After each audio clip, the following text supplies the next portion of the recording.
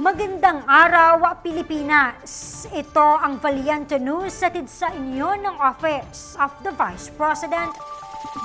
Patuloy ang pag-alalay ng Magnegosyo Taday program ng OVP sa mga maliliit na negosyante.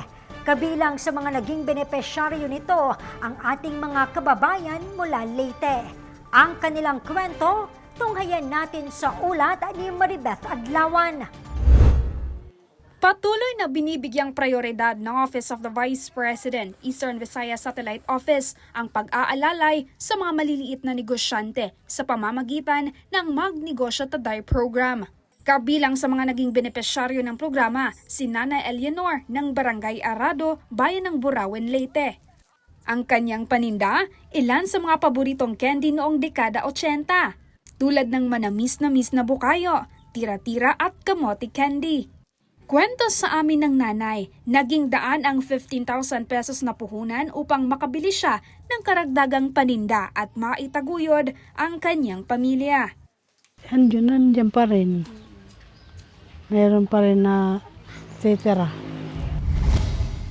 Ang pagtitinda naman ng masarap na barbecue ang pangunahing hanap buhay ng MTD grantee na si Nanay Inday ng Tacloban City.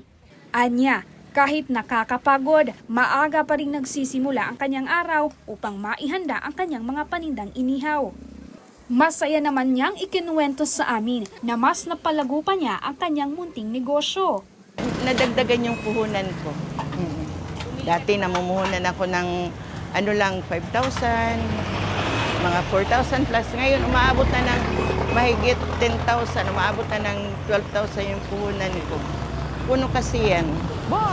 Malaki rin tulong. Nadagdagan yung puhunan ko. Tapos nakilala pa yung barbecuehan ko. Mula 2023 hanggang sa kasalukuyan, umabot na sa 4,533 na mga individual ang naging benepisyaryo ng MTD program sa buong bansa.